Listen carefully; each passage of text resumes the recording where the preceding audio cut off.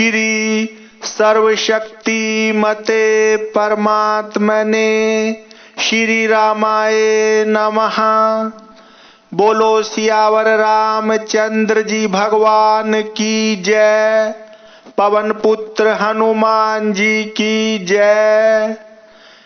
आज श्रीमद् वाल्मीकि रामायण के बालकांड के इस सर्ग में राजा का पुत्र के लिए अश्वमेघ यज्ञ करने का प्रस्ताव और मंत्रियों तथा ब्राह्मणों द्वारा उनका अनुमोदन, इनका वर्णन है। संपूर्ण धर्मों को जानने वाले महात्मा राजा दशरथ ऐसे प्रभावशाली होते हुए भी पुत्र के लिए सदा चिंतित रहते थे। उनके वंश को चलाने वाला कोई पुत्र नहीं था। उसके लिए चिंता करते करते एक दिन उन महामनस्वी नरेश के मन में यह विचार हुआ कि मैं पुत्र प्राप्ति के लिए अश्वमेघ यज्ञ का अनुष्ठान क्यों न करूं। अपने समस्त शुद्ध बुद्धि वाले मंत्रियों के साथ परामर्श पूर्वक यज्ञ करने का ही निश्चित विचार करके उन महातेजस्वी, बुद्धिमान एवं धर्मात्मा राजा ने सुमंत्र से कहा, मंत्रीवर, तुम मेरे समस्त गुरुजनों एवं पुरोहितों को यहाँ शीघ्र बुला ले आओ। तब शीघ्रता पूर्वक पराक्रम प्रकट करने वाले सुमंत्र तुरंत जाकर उन समस्त वेद विद्या के पारंगत मुनियों को वहां बुला लाए।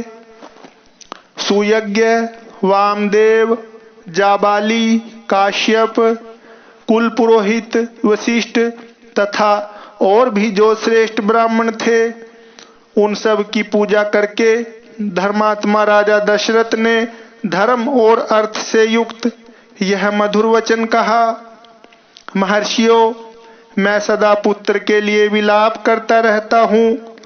उसके बिना इस राज्य आदि से मुझे सुख नहीं मिलता। अतः मैंने यह निश्चय किया है कि मैं पुत्र प्राप्ति के लिए अश्वमेघ द्वारा भगवान का यजन करूं। मेरी इच्छा है कि शास्त्रोक्त विधि से इस यज्ञ का अनुष्ठान करूं। अतः किस प्रकार मुझे मनोवांछित वस्तु प्राप्त होगी, इसका विचार आप लोग यहाँ करें। राजा के ऐसा कहने पर वशिष्ठ आदि सब ब्राह्मणों ने बहुत अच्छा कहकर उनके मुख से कहे गए पूर्वोक्त वचन की प्रशंसा की। फिर वे सभी अत्यंत प्रसन्न होकर राजा दशरथ से बोले, महाराज, यज्ञ सामग्री का संग्रह किया जाए। भूमंडल में भ्रमण के लिए यज्ञ संबंधी अश्व छोड़ा जाए तथा सरयू के उत्तर तट पर यज्ञ भूमि का निर्माण किया जाए। तुम यज्ञ द्वारा सर्वथा अपनी इच्छा के अनुरूप पुत्र प्राप्त कर लोगे, क्योंकि पुत्र के लिए तुम्हारे हृदय में ऐसी धार्मिक बुद्धि का उदय हुआ है। ब्राह्मणों का यह कथन सुनकर राजा बहुत संतुष्ट हुए। हर्ष से उनके नेत्र चंचल हो उठे।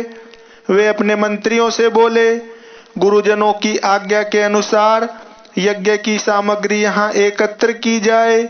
शक्तिशाली वीरों के संरक्षण में उपाध्याय सहित अश्व को छोड़ा जाए।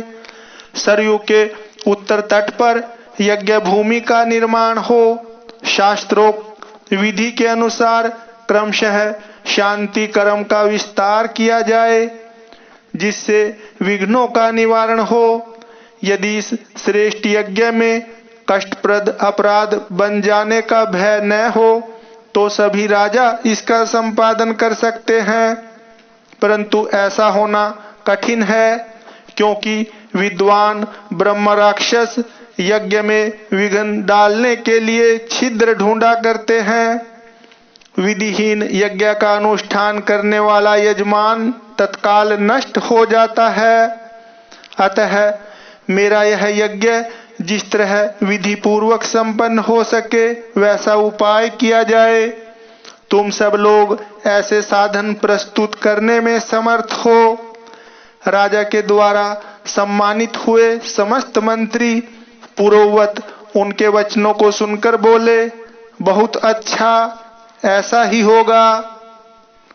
इसी प्रकार वे सभी धर्मज्ञ ब्राह्मण भी नृपश्रेष्ठ दशरथ को बधाई देते हुए उनकी आज्ञा लेकर जैसे आए थे वैसे ही फिर लौट गए।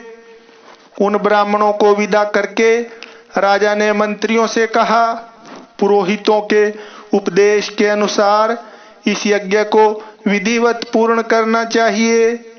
वहां उपस्थित हुए मंत्रियों से ऐसा कहकर परम बुद्धिमान नृपश्रेष्ठ दशरथ उन्हें विदा करके अपने महल में चले गए।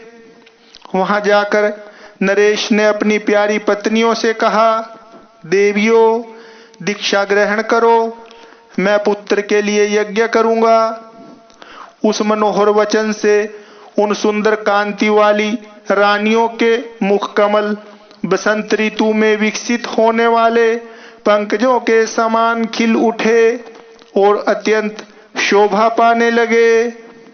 ओम श्री सर्वशक्तिमते परमात्मने श्री रामाय नमः।